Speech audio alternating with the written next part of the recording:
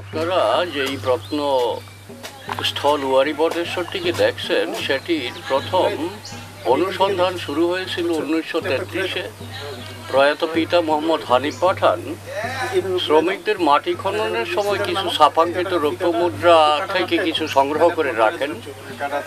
তার ধারণা হয়েছিল এই জায়গাটি প্রাচীন, এখানে রয়েছে অসম রাজার গড়, আর এখানকার যে মাটিতে বৃষ্টি হলে পাওয়া যায় পাথরের গুটিকা। এই থেকে তিনি 1955 সালে দৈনিক আজাদ পত্রিকা একটি প্রবন্ধ লিখেন। আমরা 2000 থেকে এখানে পরিকল্পিতভাবে প্রত্নতাত্ত্বিক খনন চালিয়ে যাচ্ছি।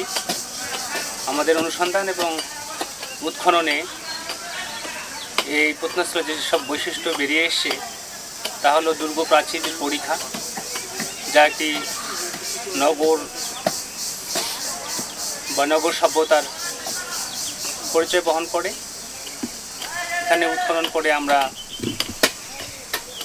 আন্তঃরাস্তা পেয়েছি, যেটি একটি উন্নত নগর সভ্যতার পরিচয় বহন করে। এখানে যে পরিকল্পনাবিদ, সিভিল ইঞ্জিনিয়ারিং এসব বিষয়ে জড়িত ছিল তার প্রমাণ আমরা আস্তে আস্তে পাচ্ছি। এখানে যে প্রত্নবস্তুগুলো পাওয়া যাচ্ছে তার মধ্যে উল্লেখযোগ্যগুলো হলো স্বল্প মূল্যবান পাথরের পুঁতি, যেগুলি এই জায়গায় তৈরি হয়েছিল তার নিদর্শনও পাওয়া যায়। তার অর্থ হলো যে সে সময় একটি দক্ষ শ্রমিক শ্রেণী ছিল, কারিগর ছিল, যারা এটি তৈরি করার মতো যোগ্যতা অর্জন করেছিল। এবং আপনারা জেনে আনন্দিত হবেন যে এই যে আমরা যে পাথরগুলো পাই সেগুলো কার্নেলিয়ান, জেসপার, কোয়ার্টজ, অ্যামেথিস্ট। এই পাথরগুলো কিন্তু বাংলাদেশ কেন পুরো বেঙ্গল এলাকায় পাওয়া যায় না। এগুলো খুব সম্ভবত দক্ষিণ ভারতের বিন্ধ্য পর্বত এলাকা থেকে এসে থাকবে। সেই সব সূত্র ধরে আমরা ব্যাখ্যা বিশ্লেষণ করার চেষ্টা করছি যে জায়গাটি একটি বাণিজ্য কেন্দ্র ছিল। এছাড়াও যে ধরনের আমরা সিরামিক্স পাই, একটি সিরামিক্সের নাম NBPW, যেগুলোকে বলা হয় ডিলাক্স ওয়্যার বা টেবিল ওয়্যার এবং এলিট ওয়্যার। এইগুলো তৎকালীন সমাজ ব্যবস্থার চিত্র তুলে ধরে। অনেকে আগে বলেছেন যে এইসব জায়গায় ইটের স্থাপত্য পাওয়া যায় না, সেই জন্য নগরায়ণ নয়, কিন্তু আমরা এখানে ইটের স্থাপত্য পেয়েছি। আপনারা যেখানে দাঁড়িয়ে আছেন যে আমরা নতুন একটি ইটের স্থাপত্য পেয়েছি, এটা পুরো এক্সপোজ হলে আমরা এর প্রকৃতি বুঝতে পারবো। সব মিলে আদি ঐতিহাসিক যুগের আমরা সময়কালও পেয়েছি। প্রায় 2500 বছর আগে এখানে নগরায়ণ শুরু হয়েছিল। নগরায়ণের যে চরিত্রগুলো আস্তে আস্তে উন্মোচিত হচ্ছে সবগুলোই অত্যন্ত গুরুত্বপূর্ণ। বাংলাদেশের ইতিহাসের গোড়ার দিকটি এখানেই শুরু হয়েছিল, তার আমরা নজির পাচ্ছি। নগরায়ণের আগেই একটি ফেজ আমরা এখানে চিহ্নিত করতে পেরেছি, সেটি হলো যে চালকোলিথিক ফেজ, পিট ডুয়েলিং। এবং পিট ডুয়েলিংয়ের আরও পূর্বের যে নিওলিথিক ফেজ, সেই নিওলিথিক যুগের হাতিয়ার পাওয়া গেছে, যদিও আমরা এখন পর্যন্ত নিওলিথিক যুগের কোনো প্রত্নস্থান বা বসতির চিহ্ন এখনও ট্রেস করতে পারিনি। আমরা আশা করছি যে সেটি হয়তো আমরা অদূর ভবিষ্যতে পেয়ে যাব। তাহলে নিওলিথিক যুগ থেকে চালকোলিথিক যুগ এবং তারপরে আর্লি হিস্ট্রি, দীর্ঘ সময় যেখানে মানুষের বসবাসের স্মৃতি ছিল, মানুষ বসবাস করেছিল, মানুষ জীবনযাপন করেছিল, সেই দিকগুলো আস্তে আস্তে উন্মোচিত হবে।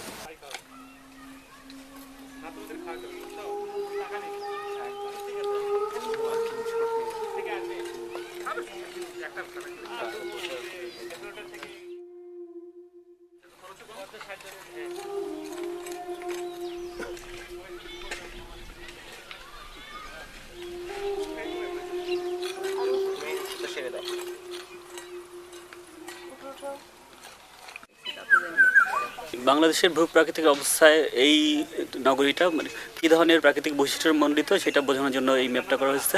এখানে দেখতে পাচ্ছেন যে পুরো নগরীটি মধুপুর গড় অঞ্চল আর কি, মধুপুর ট্রাক্টের মধ্যে পড়েছে। এবং মধুপুর ট্রাক্টের বৈশিষ্ট্য হচ্ছে চালা এবং বাইদা, মানে উঁচু জমি এবং নিচু জমি এরকম একটা সমন্বয়। সেরকম একটা উঁচু জায়গাতে আর কি এই শহরটা গড়ে উঠেছিল। এখানে ওয়ারি দুর্গনগরীর বর্তমান যে অবস্থা সেটা একটা মডেলিং করার চেষ্টা করা হয়েছে। নগরীটা বর্তমানে যে অবস্থা আছে আর কি, মানে গ্রামটা যে অবস্থা আছে সেটা আমরা পুরোপুরি তুলে ধরেছি। এখানে যে নীল যে অংশটা আপনারা দেখতে পাচ্ছেন এটা হচ্ছে এই দুর্গনগরীর চারপাশে যে পরীক্ষা খনন করা হয়েছিল, অর্থাৎ যে খাল কাটা হয়েছিল বহিঃশত্রু আক্রমণ ঠেকানোর জন্য, সেটাকে আমরা এই নীল পলিথিন দিয়ে পানি দিয়ে বোঝানোর চেষ্টা করছি। এবং তার ঠিক পরেই যে উঁচু অংশটা এটা হচ্ছে ওয়ারি দুর্গনগরীর যে দুর্গ প্রাচীরটা, সেটাকে আমরা চিহ্নিত করার চেষ্টা করছি। এটা এখনও আছে আর কি, বিভিন্ন জায়গায় এখনও স্পষ্টভাবে বোঝা যাচ্ছে। আর তার পাশে যে আলটা দেখা যাচ্ছে যে সামনে সোজা চলে গেছে, এটা হচ্ছে বর্তমান রাস্তা। বর্তমানে এই নগরীর ভিতরে যে রাস্তা আসছে সেই রাস্তাটা, এর ঠিক বাম দিকেই আমরা পেয়েছি 2500 বছরের পুরনো যে রাস্তাটা, একটু বাম দিক থেকে এই রাস্তাটা শুরু হচ্ছে, মানে পূর্ব দিক থেকে শুরু হয়ে সেটা পশ্চিম দিকে চলে যাচ্ছে আর কি। এবং এটা সোজা যাওয়ার পর আমরা 180 মিটার যাওয়ার পর দেখেছি এটা 90 ডিগ্রি কোণ করে দক্ষিণ দিকে টার্ন করেছে। এবং সেখানে আমরা খনন কাজ করেছি, যেটা আপনারা একটু পরে হয়তো দেখতে পাবেন।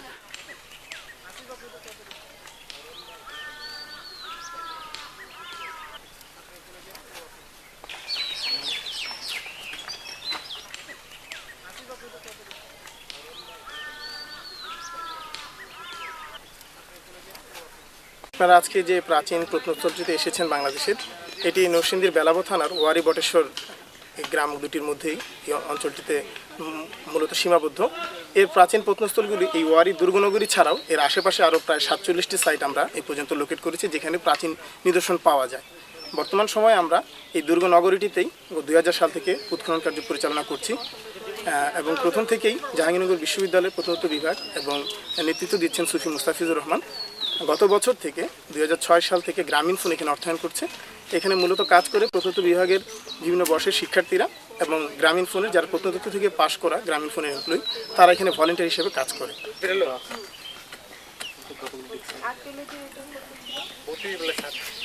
আমি তো গড়ি নিয়ে মনে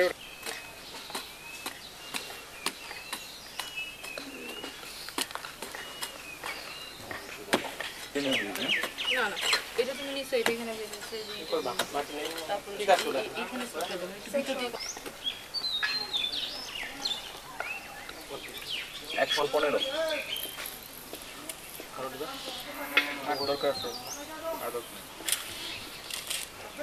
আমরা যে গর্ত নিবাস বলছি সেই ধরনের একটা গর্ত নিবাস হচ্ছে এটা আবাসন গৃহ হতে পারে। এটা আকৃতিগতভাবে আমরা মনে করতেছি, কারণ এটা দেখতে পাচ্ছেন এটা অনেক প্রশস্ত, 2.6 মিটার। এটার মধ্যে কিন্তু কোনো কালচারাল মেটেরিয়াল দেখা যাচ্ছে না। আর এটার মধ্যে আমরা কালচারাল মেটেরিয়াল পাচ্ছি, তখন স্বাভাবিকভাবেই এক্সকেভেশন আমাদের গাইড করে যে আমরা কীভাবে খুঁড়বো। যখন এখানে আমরা পাচ্ছি তখন স্টপ করে দিয়ে এখানে আমরা খুঁড়ছি। খুঁড়তে খুঁড়তে এই আকৃতিটা সেটা আমাদের নিজেদের দেওয়া না। আগের আর এটা একটা কিন্তু আর্কিটেকচার এবং আর্লিয়েস্ট আর্কিটেকচার বাংলাদেশে, কারণ ব্রিকের স্ট্রাকচার আমরা দেখি, কিন্তু এটা যেটা মানুষ করছে এটাও একটা আর্কিটেকচার, কিন্তু একটা আবাসন তৈরি করছে ঘুরে মাটির মধ্যে মাটির স্ট্রাকচার এরকম। তো এটার ফ্লোর লেভেলটা দেখেন, এখানে সাদা সাদা মাটির একটা লেয়ার আছে। তো এটা এই পাশের অংশটা কাটা পড়ে গেছে সম্ভব, যেহেতু অনেক ধরনের ইয়ে ছিল, পাতিল ভাঙা টাঙা এগুলি ছিল, উঠাতেই আস্তে আস্তে পরে আমরা এটা ধরতে পারি। এটা সম্ভবত এটা ওই আমরা এখন যেরকম মাটির ঘরের মধ্যে ল্যাপে না, সাদা মাটি বাইরে থেকে এনে এই ধরনের একটা প্রলেপ দেওয়া একটা আস্তরণ ছিল ফ্লোর লেভেলে। আর ওই যে গার্বেজ পিট বলছিলাম, এটা হচ্ছে সেটা। এটা দেখেন, এটা নিচে একটা ইটের সোলিং আছে। এটা হচ্ছে আবাসনের মাঝখানে আবার একটা পিট উইদিন পিট, পিটের মধ্যে আরেকটা পিট, এটার মধ্যে শস্য এনে রাখতো। এটার সয়েল আমরা এখনো ভিতরে টেস্ট করিনি, সয়েল দিয়ে দেখবো যে কোনো ধরনের রাইস আসবো, অন্য কোনো কিছু পাওয়া যায় কিনা। এখান থেকে পানি তুলতো, এখানে চুলা আছে একটা, এটা আমরা প্রিজার্ভেশনের কারণে এটা ঢেকে রাখছি। এটা নিচে চুলা আছে, একেবারে হোল চুলা আছে, ওটার ভিতরে সব প্যাক করা। মানে এই যে দেখতেছেন যে ট্রেঞ্চ এখন এমনি ভেঙে যাচ্ছে, প্রচণ্ড তাপের কারণে ক্র্যাক হয়ে গেছে। তো এটাভাবে আমরা প্রিজার্ভ করছি, এটা খুলে রাখলে হয়তো ক্র্যাক হয়ে যাবে। এটা দেখেন নিচে চুলা আছে। তারপরে যখন আবার এই পাশে আমরা খুঁড়ি, এইদিকে একটা ছোট, এটা এখনো খোঁড়া শেষ হয় নাই, এটা নিচে এখনো আপনার বিভিন্ন ধরনের চারাপানা আছে। যখন এটা উঠাবো তখন এটা দেখতে পারবো যে এটা ডেপটা কতটুকু। এই যে উৎখনন খাতটা, এই যে ট্রেঞ্চটা, এটার এক্সকাভেশন শেষ, এটার আমরা লাস্ট লেভেলে আমরা এখন আছি।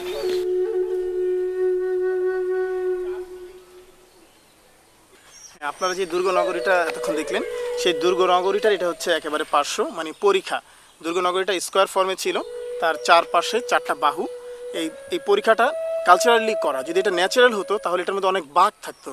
এটা কালচারালি মানুষ দিয়ে এটা খুঁড়ে এইখানকার মাটিটা দিয়ে তৈরি করা হয়েছে, যে বাদিকের যে গড়টা, সেই দুর্গের গড়।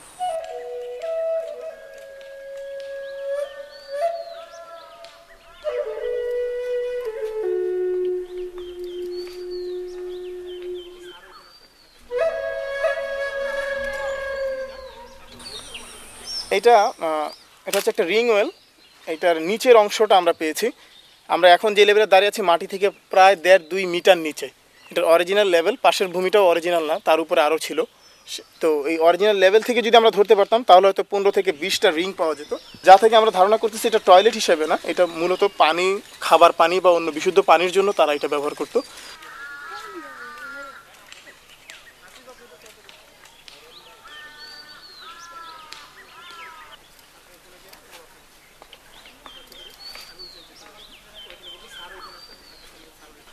মূলত এই প্রত্নস্থলটি আমরা ভারতের যে প্রাচীন নগর সভ্যতা হরপ্পা মহেঞ্জোদারো আমরা জানি, সেই হরপ্পা সভ্যতা যখন ধ্বংস হয়ে যায় তারপরে দ্বিতীয় নগরায়ণ ঘটে। হরপ্পা মহেঞ্জোদারো প্রথম নগর সাবকন্টিনেন্টে, তারপরে যে দ্বিতীয় নগরায়ণ ঘটে ভারতের বিভিন্ন অঞ্চলে, তার মধ্যেই বাংলাদেশের মহস্থানগড় আগে থেকে নির্ধারিত যে এটি হরপ্পার পরবর্তী দ্বিতীয় নগরায়ণের একটি প্রত্নস্থল। আমরা ধারণা করছি যে এই ওয়ারি বটেশ্বর এটি হচ্ছে আরেকটি দ্বিতীয় নগরায়ণের একটি প্রত্নস্থল। এটি পুরাতন ব্রহ্মপুত্র নদীর অববাহিকা তৈরি হয়েছিল এবং এখনও সেই পেলিও চ্যানেল আছে। তো আমরা এখান থেকে যে ধরনের প্রত্নবস্তুগুলি বিভিন্ন সময় পেয়েছি সেগুলি আমরা এখানে প্রদর্শনীতে রেখেছি। আমরা ধারাবাহিকভাবে সেগুলির সম্পর্কে বিবরণ দেব।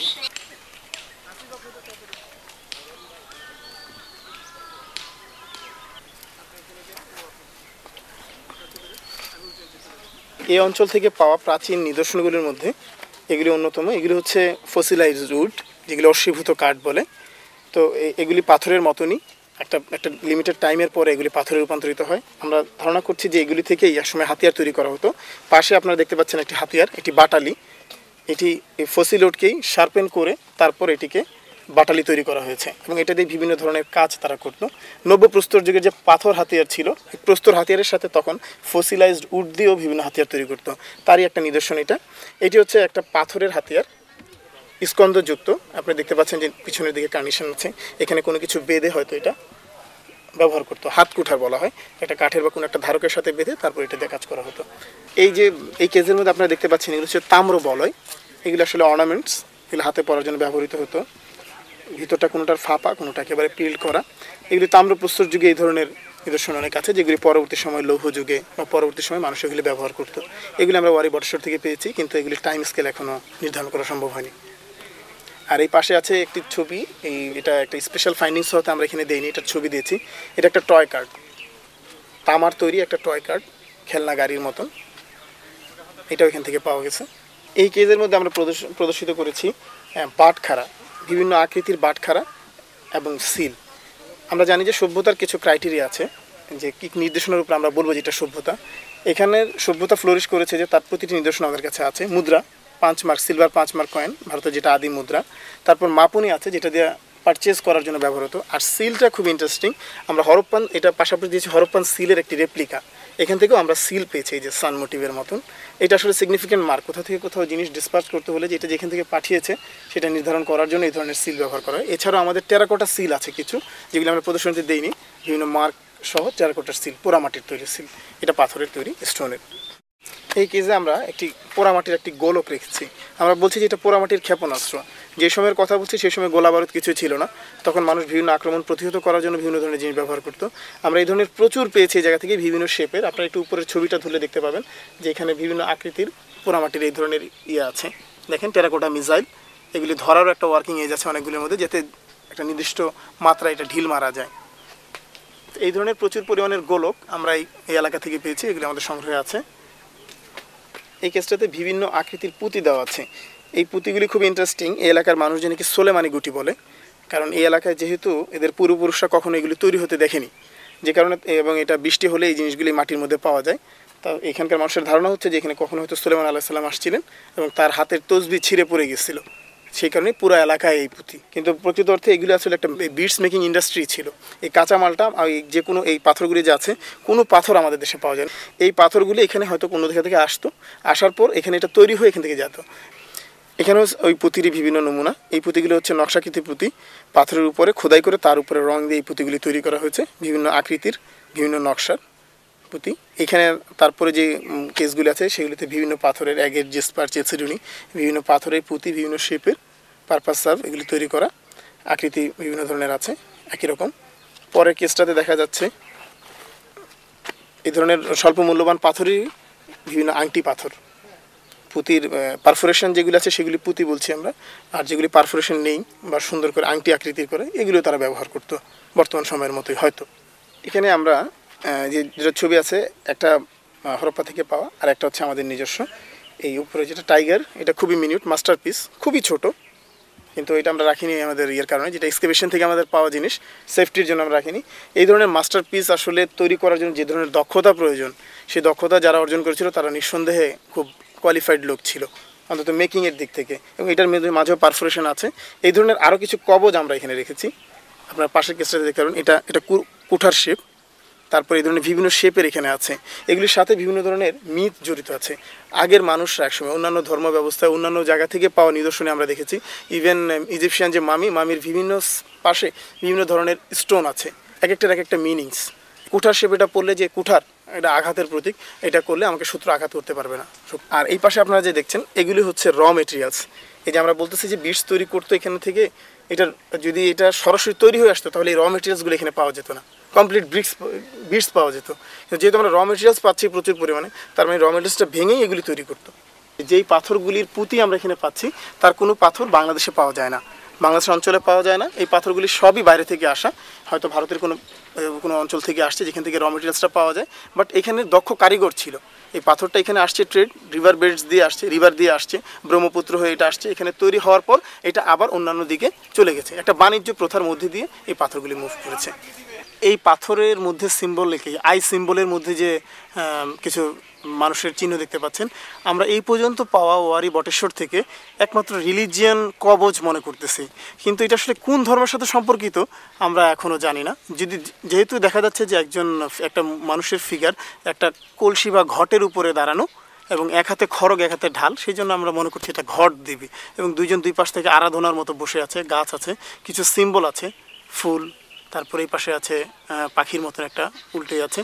কিন্তু এটা আসলে এর পাশাপাশি কিন্তু লিখিত উপাদান বা এই ধরনের আরও কিছু সিম্বল যদি আমরা না পাই, এটা কোন ধর্মের সাথে সম্পর্কিত বলা যাচ্ছে না। তবে এটা মনে হয় যে এটা কোনো একটা ধর্মীয় সাথে সম্পর্কিত। দুই পাশে আপনারা দেখতে পাচ্ছেন যে পারফোরেশন আছে, ছিদ্র আছে, হয়তো এইভাবে এটা হাতে বা গলায় পরা হতো। এই কেসে আপনারা দেখতে পাচ্ছেন এগুলো হচ্ছে লৌহ হাতকুঠার। পাথরের যে হাতকুঠার ছিল সেগুলির আকৃতিতেই এই প্রকৃতিগত যে লোহা পেত সেটাকে পিটিয়ে এই ধরনের আকৃতি শেপ দিয়ে তারা হয়তো ব্যবহার করতো। এই ধরনের প্রচুর পাথরের হাতিয়ার, লোহার হাতিয়ার পাওয়া গেছে এখান থেকে। আমরা 4টা এখানে স্যাম্পল হিসেবে দিচ্ছি। এবং এগুলি যে ওয়ার্কিং এজ হচ্ছে ওই যে মাথায় যে চোখা দিকটা, সেটা দিয়ে হয়তো নাটজেন্ট জিনিস ভাঙতো বা জিনিস পেস্ট করতে, ভেঙে ফেলতে কাজে লাগতো এই ধরনের হাতিয়ার।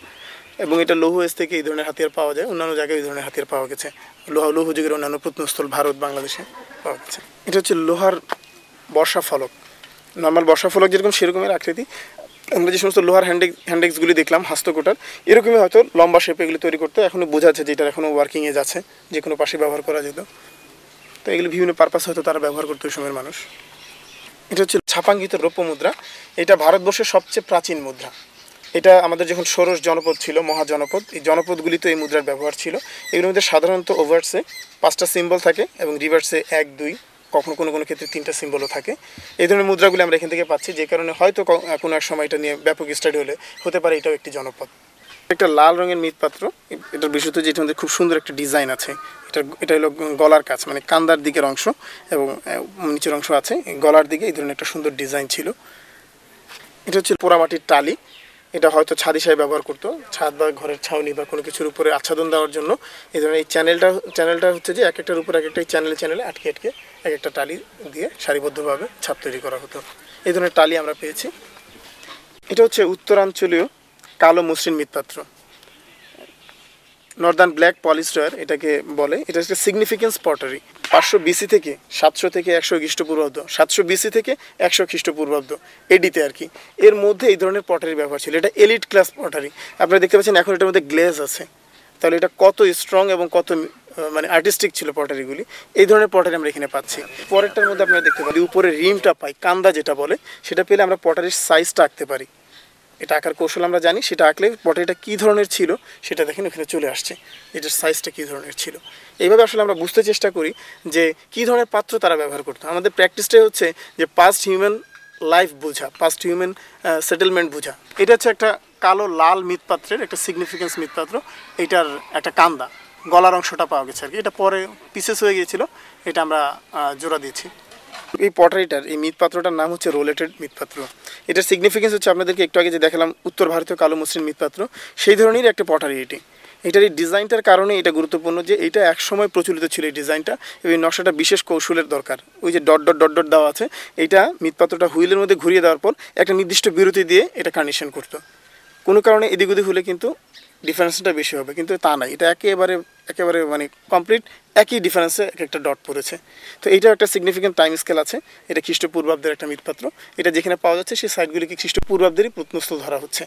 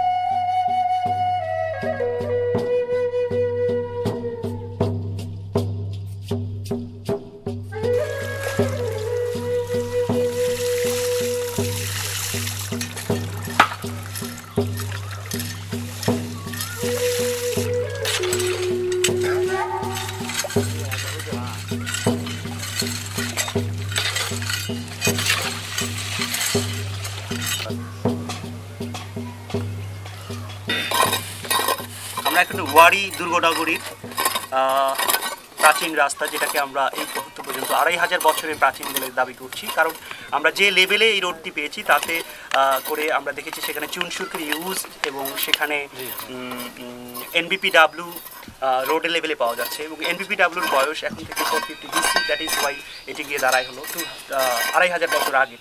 এবং সেই ভিত্তিতে আমরা কিন্তু এটাকে বলছি এটা একটা রোড, এবং এটা 2500 বছর আগের একটা রোড এখন পর্যন্ত আমরা সেটা ধারণা করছি। এবং এই রুটটি ওয়ারি দুর্গনগরীর শুরু থেকে চলে আসছে, এবং আসার পর মেইন রোড আকারে এসে 500 রাস্তা হিসাবে দক্ষিণ দিকে সে টার্ন করেছে, এবং দক্ষিণ দিকে টার্ন করার ফলে এটি শেষ পর্যন্ত কোথায় গিয়ে মিললো, এটি কি কোনো ইন্ডাস্ট্রির কাছাকাছি গেল কিনা কিংবা কোনো সেটেলমেন্টের সঙ্গে গিয়ে মিললো কিনা, সেইটা ধরার জন্যই আমরা এই অ্যালাইনমেন্ট বরাবর 500 রাস্তা বরাবর কাজ করে চলছি।